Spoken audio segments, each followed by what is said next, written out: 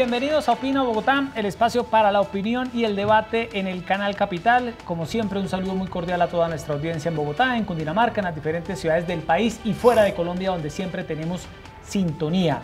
Hay dos noticias en estos momentos en la retina de los colombianos en medio de la discusión nacional. La primera tiene que ver con el aborto. La Corte Constitucional ha decidido dejarle al Congreso de la República cualquier tipo de regulación sobre la decisión de la mujer de interrumpir su embarazo. En estos momentos en Colombia hay tres causales: cuando la mujer y su vida están en riesgo, cuando el niño presenta malformaciones y cuando el embarazo es fruto de una violación. La Corte le ha pedido al Congreso que revise el tema, que legisle sobre el tema, y hay discusión sobre este asunto. También se presenta el nuevo presupuesto de la Nación por parte del Gobierno Nacional. Hay debate en torno a lo que se va a invertir. Se habla de una desfinanciación de unos 14 billones de pesos, 20 años de la matanza de Machuca, y la comunidad de este municipio le pide al presidente Duque mantener el diálogo con el ELN. En fin, la realidad colombiana que siempre abarca todos los frentes. Erika Fontalvo. Hola, Yesid, ¿qué tal? ¿Cómo se encuentra usted?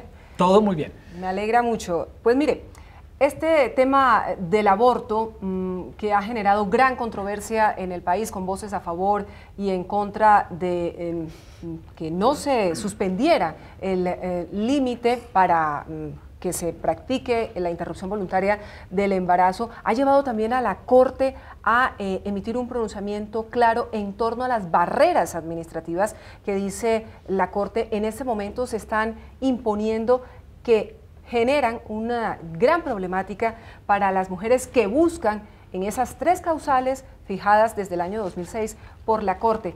Advierte este organismo, la Corte, que esto constituye violencia de género y un trato cruel e inhumano.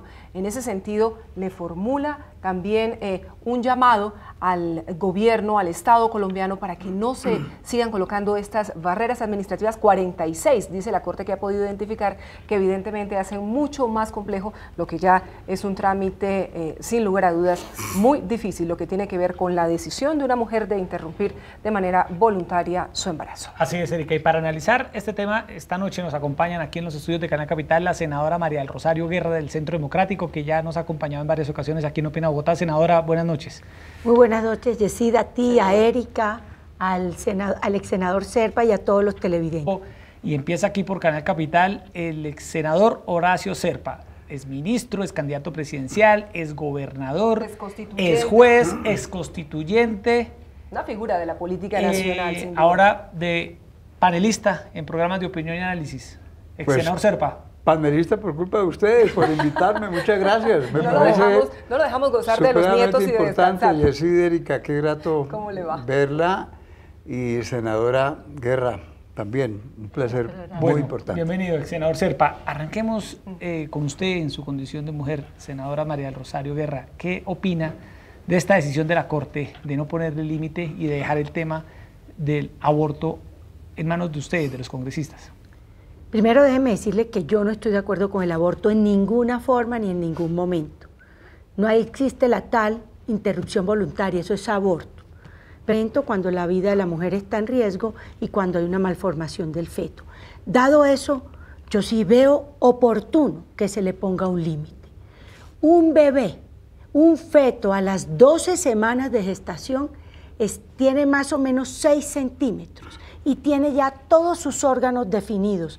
Sus manitos, sus pies, su cabeza, su nariz, absolutamente los órganos definidos. Estamos hablando ya que está un bebé en crecimiento, un feto en crecimiento.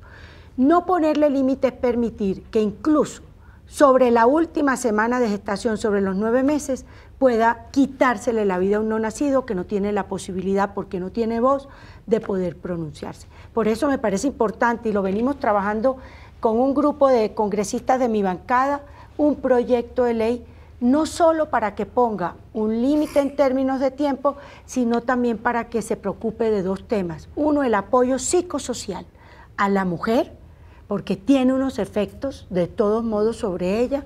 Y segundo, hay que trabajar más fuertemente para luchar contra los sitios donde se practica ilegalmente el aborto. Al que acuden a esos sitios, desafortunadamente las mujeres, cuando dice la Corte, encuentran ese tipo de barreras.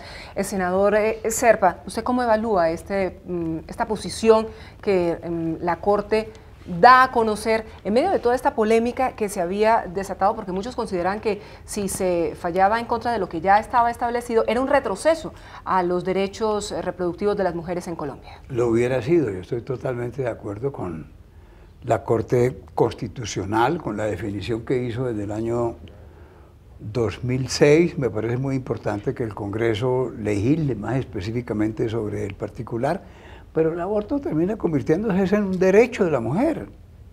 Claro, si faltando un mes para el alumbramiento, la mujer se da cuenta que está engendrando un monstruo, porque es que no todas las señoras de Colombia viven en Bogotá. Hay personas que no tienen la oportunidad de ir a que les hagan los exámenes y les toman las radiografías y los ecos, etcétera, etcétera. O si es fruto de una violación. Pero además, si por buscar el nacimiento de esa criatura corre peligro de muerte la madre, son 3 casos supremamente claros para los cuales no puede haber de ninguna manera límite de tiempo. Entonces, de acuerdo con la Corte, con lo que dijo en el 2006, con lo que dijo ayer, y ojalá el Congreso legisle más allá.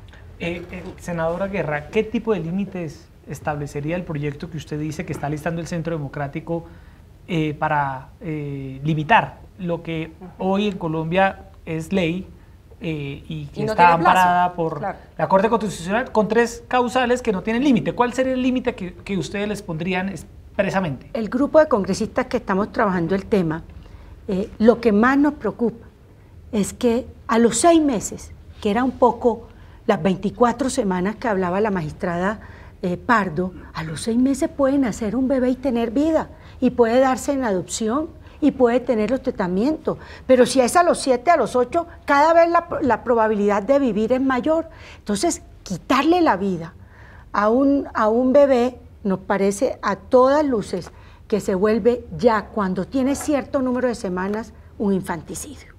Ya deja de ser una muerte cualquiera. Entonces, en la línea en que estamos trabajándolo con la representante Margarita Restrepo y otros, es básicamente ponerle un límite sobre las 12 semanas, que es una experiencia internacional que hay y que ya con las tecnologías se puede saber realmente en muchos casos cómo viene el feto. Por supuesto, el de una violación ya ha pasado, porque ya ese se da desde el primer momento, y el del riesgo de muerte de la mujer, ese sí se puede dar en cualquier momento durante el periodo del embarazo. Pero yo como mujer también les digo, es traumático, muy traumático para la mujer, y hoy hay alternativas. La adopción es una alternativa, y puede haber que casas de adopción no reciban sino bebés sanos.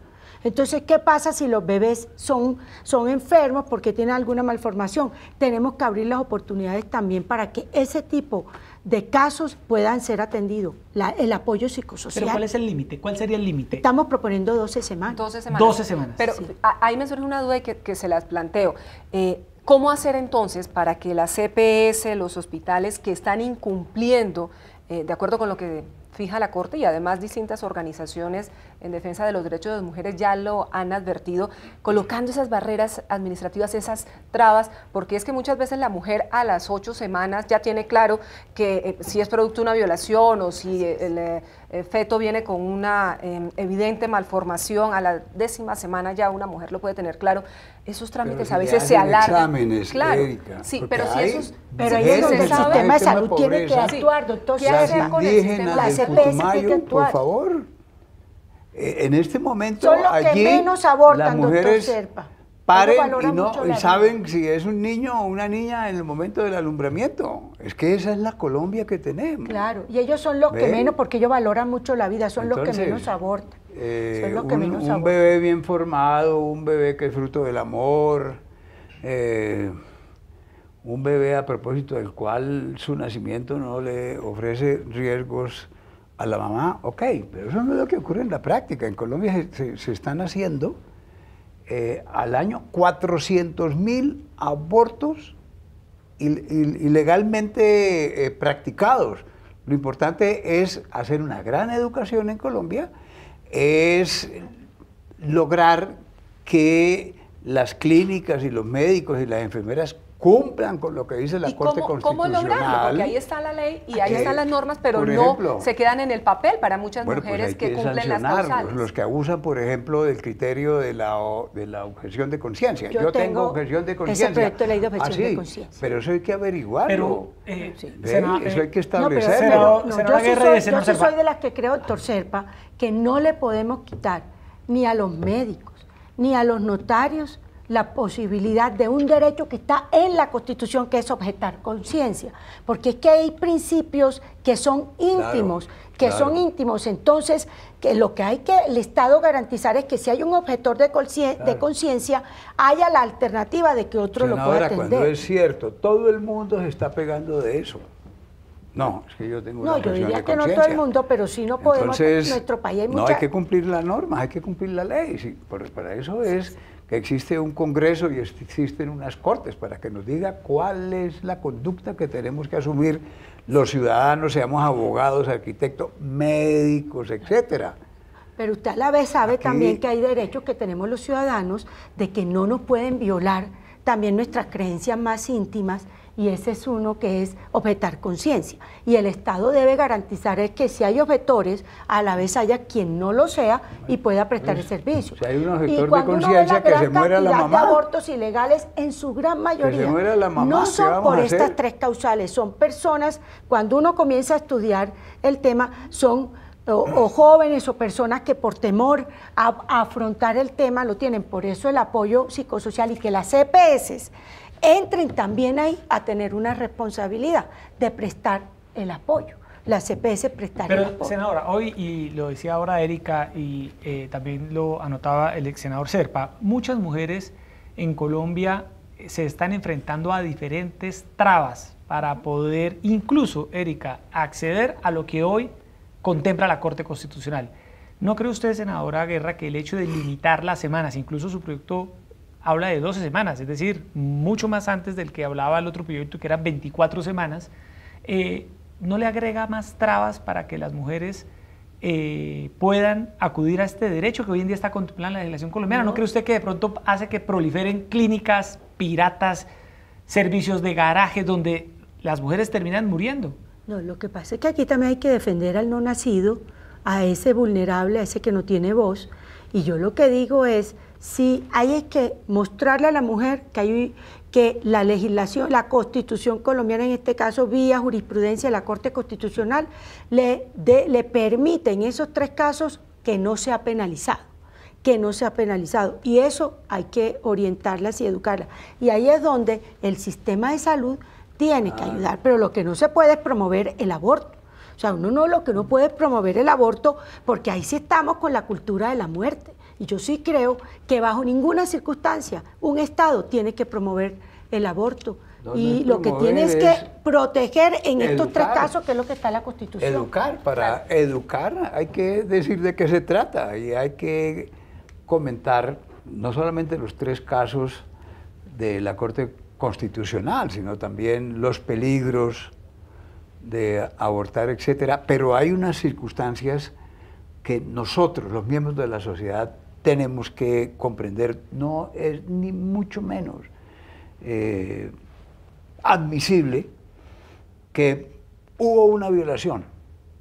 El bebé está en perfectas condiciones, la mamá no va a tener riesgos, y entonces a esa mujer que ha sido ultrajada, que ha sido perseguida, que fue obligada a tener un acto sexual, se le obligue a tener un bebé.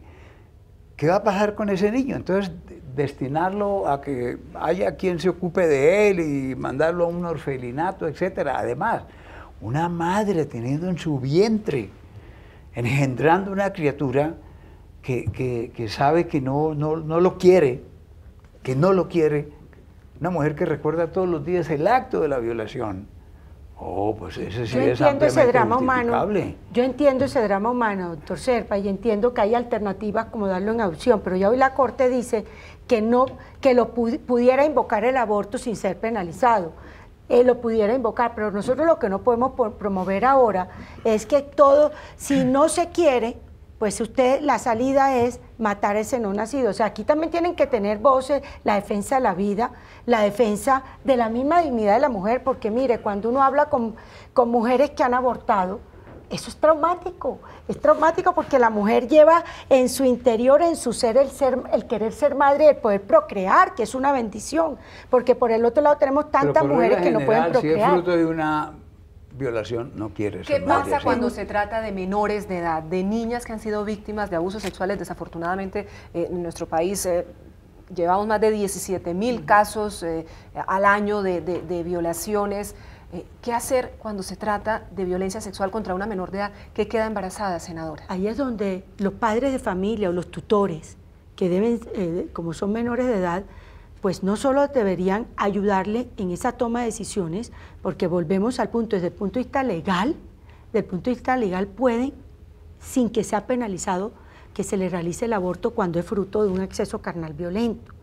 Y fuera de eso, que reciba el apoyo psicosocial, porque no es suficiente que le hagan el aborto, tiene que recibir un apoyo psicosocial porque queda afectada por la violación y queda afectada por el aborto.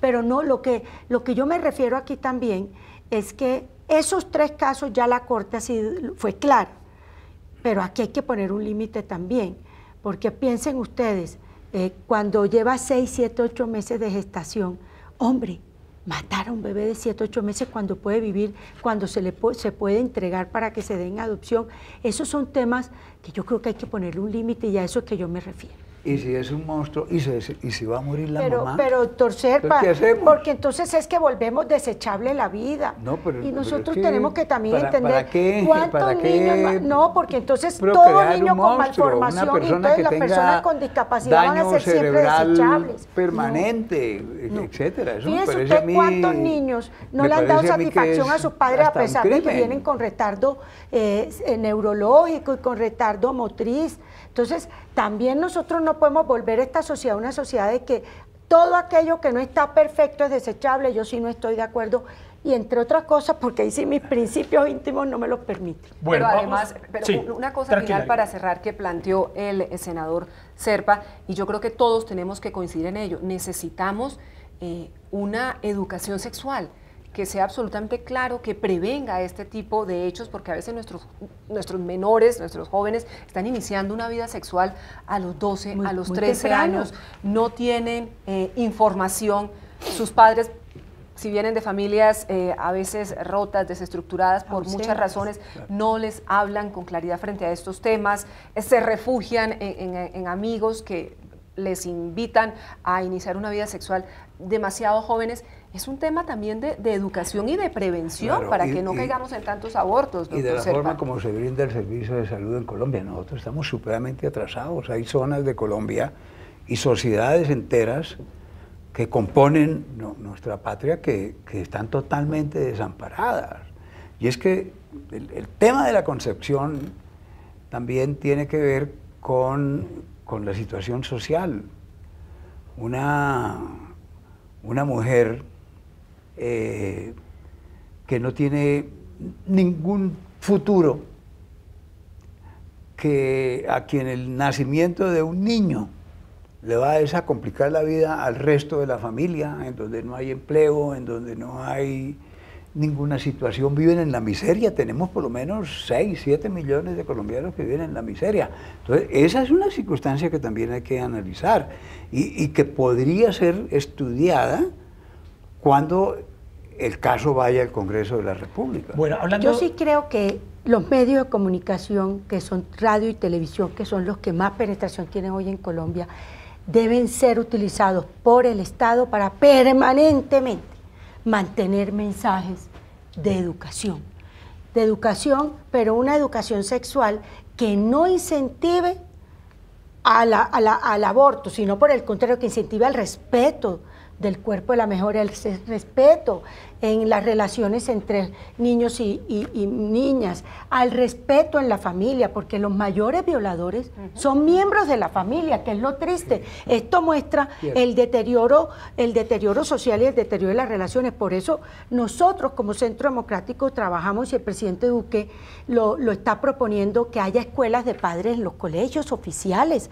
que haya redes de apoyo a las familias más vulnerables, que haya miembros de la sociedad que le dediquen tiempo a acompañar. O sea, doctor Serpa, aquí tenemos que buscar otras alternativas, porque la más fácil es precisamente la del aborto, porque es deshacerse de eso. Pero no, también hay que comenzar a que se valore lo que significa tener una relación sexual en la vida. Yo entiendo lo de violación, porque esos son casos que son sorpresas, nadie quiere que lo viole, y esos son casos que uno no quisiera vivirlos, y por eso no lo meto en este caso, pero el gobierno sí tiene que hacer un gran esfuerzo pedagógico. Bueno, entremos al segundo tema para debatir hoy, que tiene que ver con el presupuesto general de la Nación para el próximo año. En las últimas horas, la plenaria del Senado, con 68 votos a favor y 18 en contra, aprobó el presupuesto para el país el próximo año. En total, 258,9 billones de pesos. El gobierno del presidente Iván Duque ha dicho que hay incrementos en las partidas para salud, educación, inclusión social, agricultura, deporte y medio ambiente. En total, ha dicho el gobierno, la inversión aumenta en un 20%. Sobre todo educación, que es un presupuesto histórico de más de 41 billones de pesos. Y es verdaderamente lo que tenemos que apostarle en este país, a la educación. Así es. Senador Serpa, 41 billones de pesos que no son suficientes. Sí, que no son suficientes, han dicho. Pero claro, hay que reconocer que es un avance notable. Bueno, el presupuesto que fue aprobado ayer, se conocen sus partes esenciales. La verdad es que ese presupuesto, yo lo digo respetando y queriendo tanto al Congreso, muchas veces en el Congreso uno ni siquiera se entera. Yo sí, porque fui la ponente y me lo leí no, de pe a pa. claro, porque usted estuve en todo y fui la ponente una ayer y senadora estoy estrella, pero dígame, aquí. María Rosario, si no es cierto esto. Las comisiones económicas estudian en el Congreso, lo estudian con mucho juicio, lo llevan a la Cámara y se aprueba, luego llega al Senado el último día. Es decir, si hoy no se aprueba, hay que entonces poner en ejecución el que presentó el presidente, que por cierto, en este año es el que presentó el presidente Santos. Entonces, el Senado, ¿qué hace? Como hizo ayer, dejar constancias y aprobar el que fue aprobado en la Cámara de Representantes. Solamente personas como la doctora Guerra sí conocen. Ahora, ¿qué pasa con el presupuesto de la Nación? Y por supuesto que no es ni mucho menos una crítica para el actual presidente, que no lleva sino 2 meses, ni siquiera para los anteriores. Es la forma como nosotros manejamos la cosa fiscal y presupuestal, y es que aplicamos algo que yo he llamado siempre la teoría de los puchitos. Aquí hay 500 cosas que debe atender la Nación, entonces a cada una le damos un puchito, pues ese puchito no alcanza nunca para nada. Y lo que pasa es que siempre vivimos en un desequilibrio tremendo. Por ejemplo, este presupuesto, dicen las normas, Jessy lo acabó de mencionar, las informaciones lo acabo de mencionar, Lo dijo el señor 12 o Carrasquilla, 14 años de billones de... Hablan de 14 billones de déficit, Sí, de por financiación. Que hay que un hacer el presupuesto Estado. debe equilibrado. Bueno, ¿cuáles son los asuntos fundamentales del Estado? La educación, claro, la educación, la salud, por supuesto, la vivienda, hacer un esfuerzo por resolver 4 o 5 asuntos esenciales de nuestra sociedad y luego ir atendiendo las otras. ¿Qué va a ocurrir? Pues ojalá la aplicación del presupuesto sea adecuada, ojalá que para establecer el equilibrio no haya exageraciones en la anunciada reforma tributaria, porque cuando hablan de reforma tributaria son impuestos, ¿no? Claro que se van a bajar estas cosas y tal, pero siempre son impuestos, porque para eso se hace la reforma que sería tributaria. presentada el próximo lunes, senador. Pero, senadora Guerra, ¿por qué está desfinanciado el presupuesto? Ayúdenos a entender esos 14 billones de pesos, ¿cómo se van a tener que conseguir, entre otras cosas? ¿De dónde van a salir? El presupuesto general de la Nación, que se aprobó ayer por 258.9 billones de pesos, está desfinanciado en 14 billones. ¿Por qué este desfinanciamiento? Porque había, como bien dice el senador Serpa, de 25 billones era el de financiamiento inicial, un gran grupo de programas y proyectos que había que honrar en el año 2019 y que no estaban con los recursos incluidos. Entonces, ¿qué se aprobó ayer? Se aprobó una partida, la más alta en la historia, para inversión de 46.8 billones de pesos.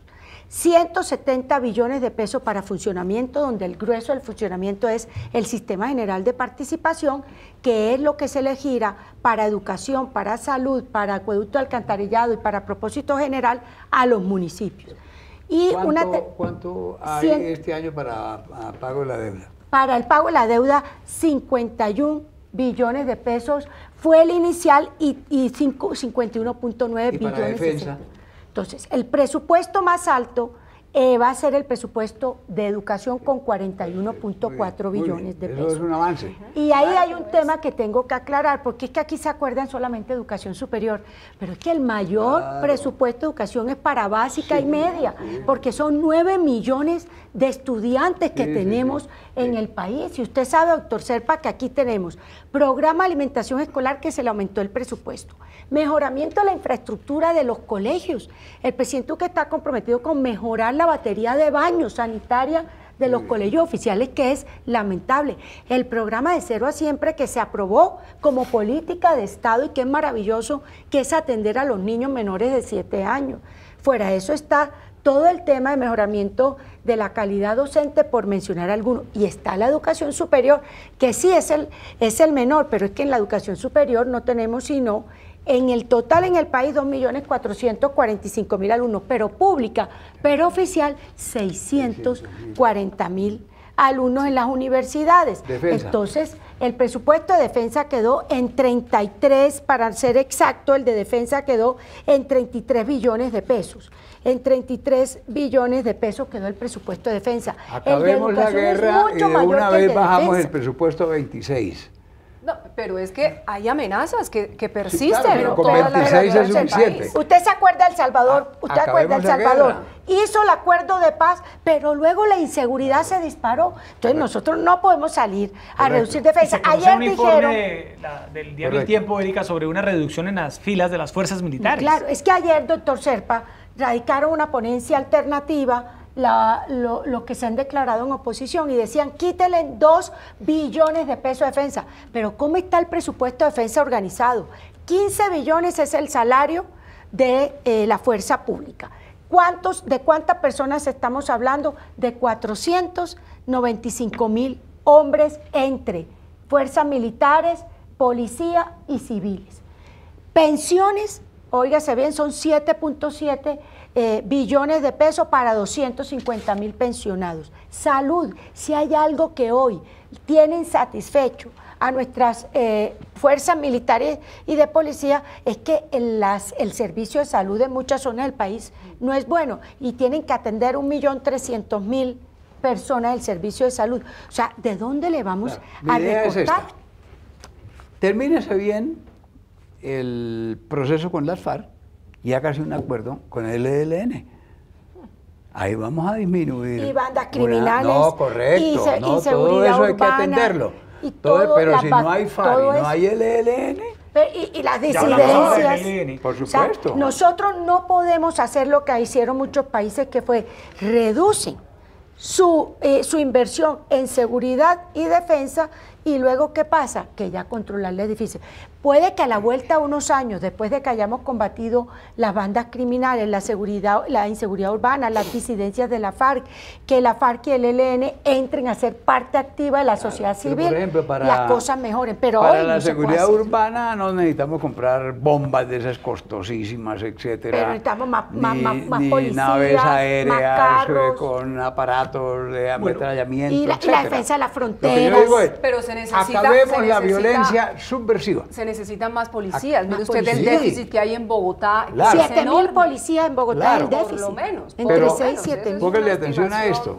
Las 2/3 favorable. partes de la fuerza militar está en el monte, atendiendo la violencia subversiva. Si eso se acaba, nosotros podemos utilizar más gente en las ciudades para la seguridad ciudadana, que es tan importante. Lo que yo digo es, hay que gastar en seguridad, por supuesto, en ejército, en policía y tal. Pero hay que buscar que el presupuesto en materia de defensa en Colombia se reduzca a proporciones más o menos semejantes a la que se utiliza en otros países. Nosotros proporcionalmente gastamos más que los Estados Unidos, que tiene guerras internacionales y todo eso. Entonces, lo mío no es contra las Fuerzas Armadas ni nada. Bueno, es acabemos la violencia subversiva.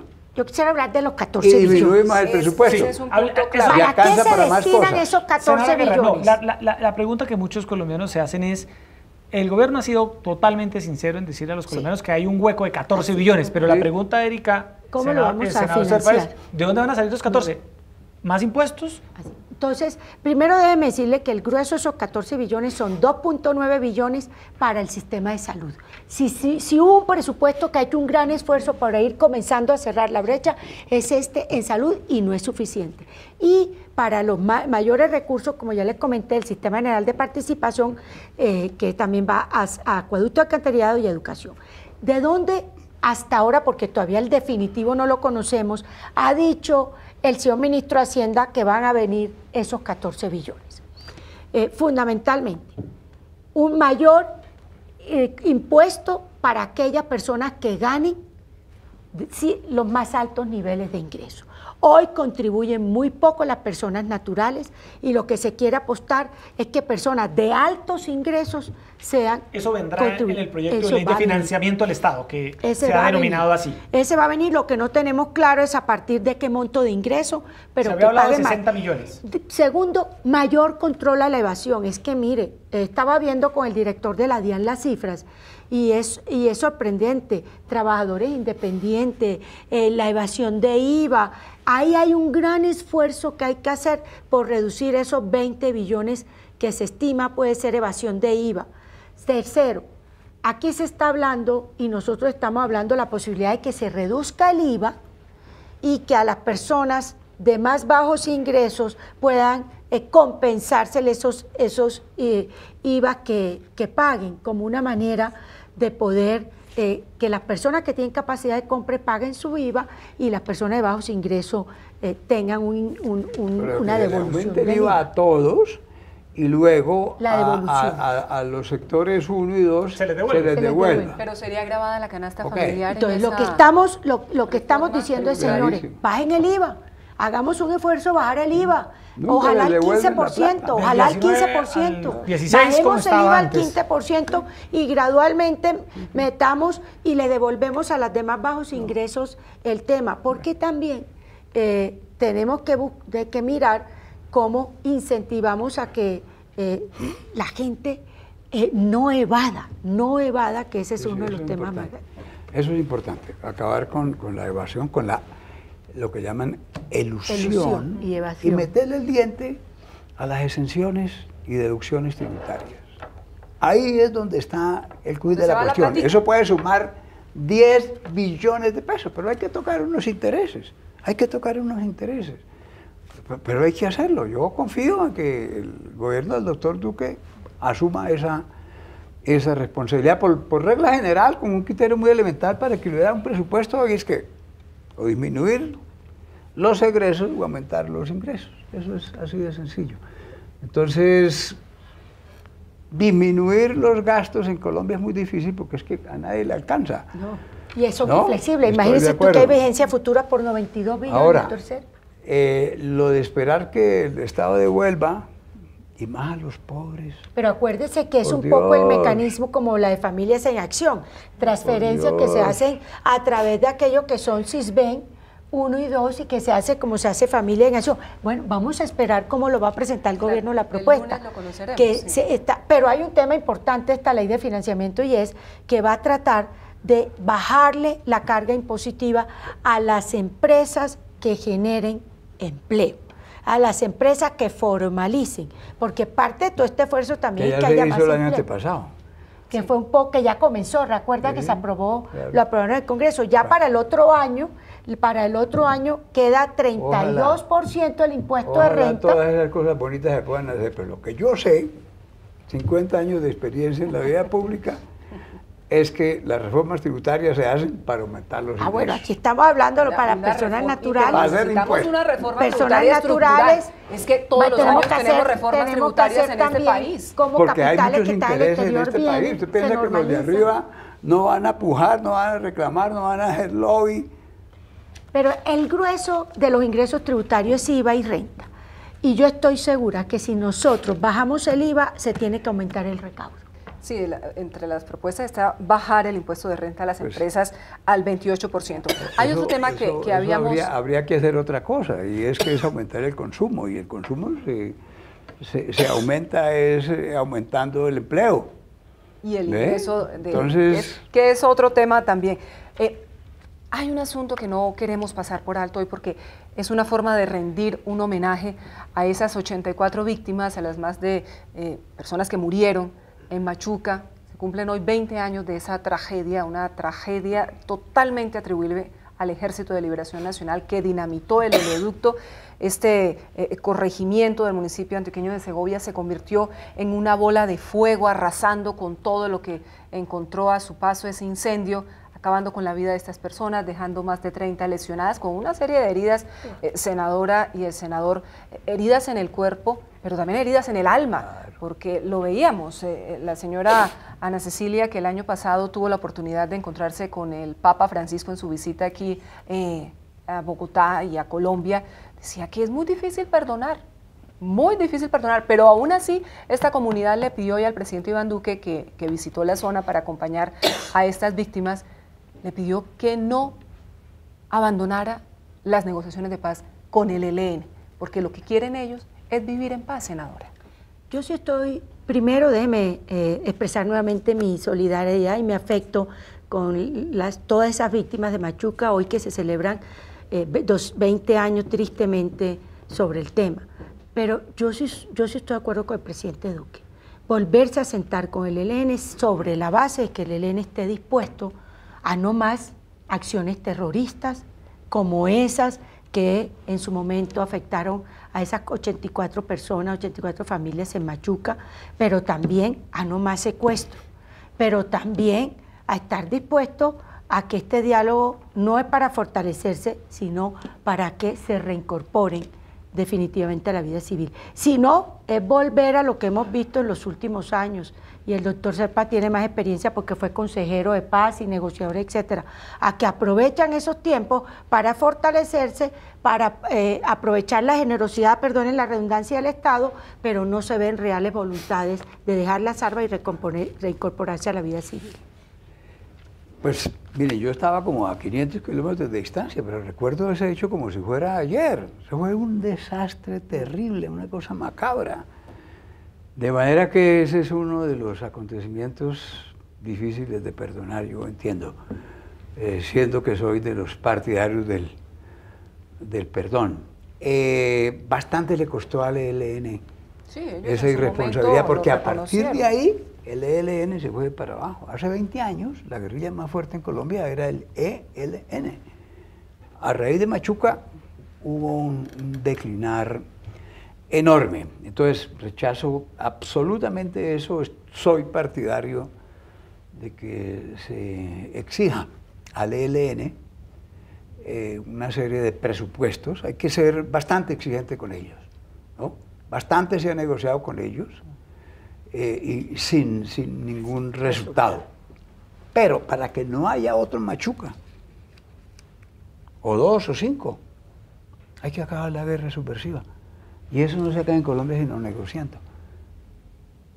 Aspiro a que el presidente Duque, que tiene una sensibilidad social importante y que tiene unos conceptos democráticos, sin dejar de cumplir con su deber de jefe del Estado, de imponer condiciones, haga un esfuerzo por sacar adelante un procedimiento eficaz con el Ejército de Liberación Nacional. Senador Serpa, pero ¿usted ve que el ELN tiene voluntad? ¿Sí lo ve usted comprometido con la paz? Ahora, en Colombia, la gente, Erika, luego del plebiscito y luego de lo que ha visto que está pasando con las FARC, pues se ha vuelto muy escéptica sobre si realmente hay una intención de paz, si hay voluntad de paz por parte de estos movimientos guerrilleros. Todos queremos la paz, todos. Sin duda. Pero hemos visto que el proceso de paz, por ejemplo, con las FARC no anda como uno quisiera, no se ha reducido la violencia y por el contrario están empezando a surgir nuevos movimientos criminales por parte de estos desmovilizados. ¿Cómo lo ve usted?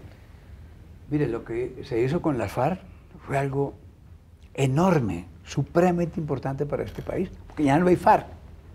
Puede que hayan nacido más grupos criminales, etcétera. FARC, ese movimiento que infundió tanto temor y que ocasionó tanto daño, con explicaciones, sin explicaciones, lo que se quiera, no existe. Y les quiero contar esto, yo siempre confié en que era mucho más fácil hacer la paz con los helenos. Es que con los helenos estuvimos negociando como 5 o 6 veces y las FARC eran supremamente duras.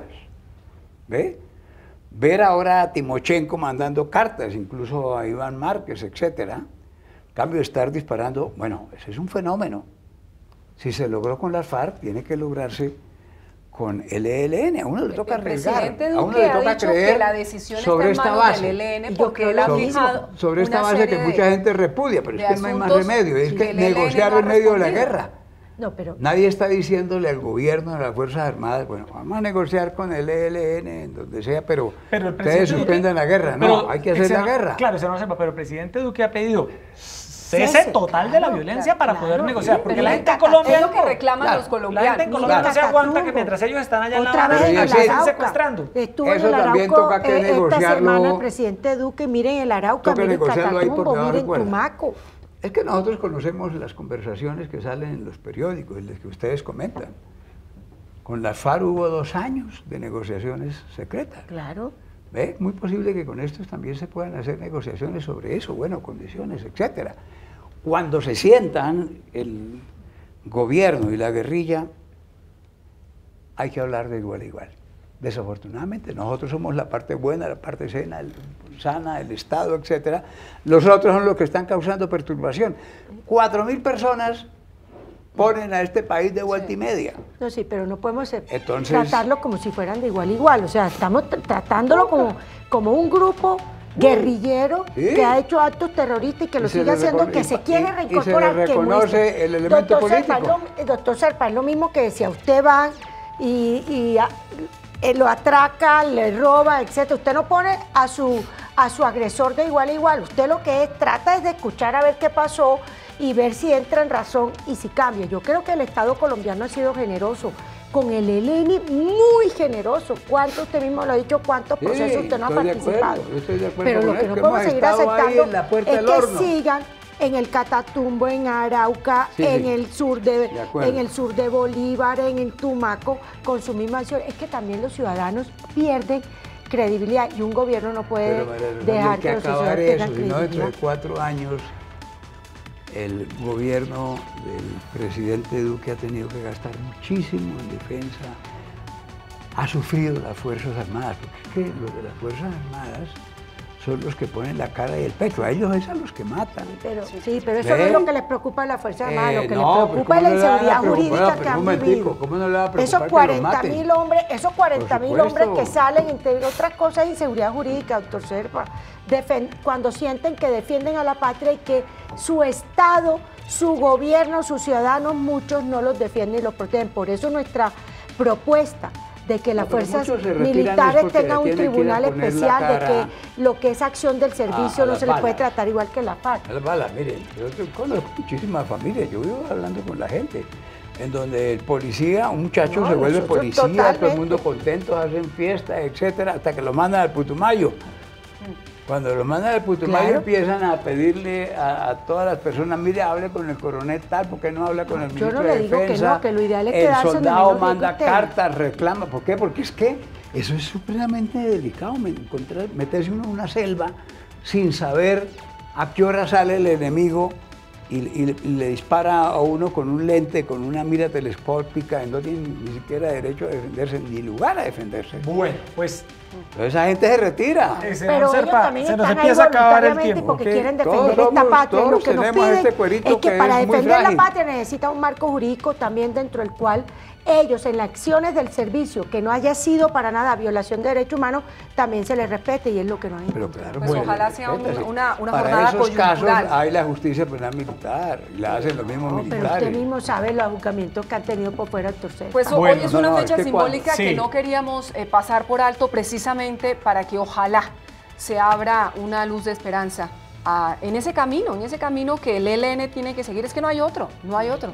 Buscar una negociación Sí, para hacer un ponerle esfuerzo fin grande, a esta guerra. exigirles, pero también hacer la ciudadanía un esfuerzo grande. Es que aquí mucha gente cuando se habla de paz dice, no quiero paz, y resulta que es que la guerra son muertos. Bueno. Y es que tenemos que preservar a la gente. ¿Cuántos muertos se han ahorrado Yo desde no he que oído, se hizo yo el lo acuerdo con la Lo que he paz? oído que no, la gente 5.000 tampoco es muertos boba nos y hemos lo que no ahorrado. quiere es tender la mano para que después le claven el puñal. Lo que quiere, señor, usted se quiere reincorporar, bueno, pero tiene que respetar las Bueno, normas. se nos acabó el tiempo, infortunadamente. Senadora Está María buena la Rosario, discusión, sí, muy ¿eh? buena. Con, ¿Qué nivel de panelistas claro, es esto? Sin lugar a dudas. fogueados. Gracias. Senadora María Excelente. Rosario Guerra, Sí, gracias, gracias, por estar con buenas noches. nosotros. Y Buenas el tardes. senador Horacio Serpa. Qué Gracias. gusto verlo. Buenas Ya Lo está reitero. acostumbrado a estar líder Muy de la amable. televisión, de No, los debates. Y Muy mire, contento. quiero decir Ah, algo. ¿le hace falta la política? Uy, mucho. Él nos hace falta a los colombianos. Sí, le hace extraña ir al Congreso.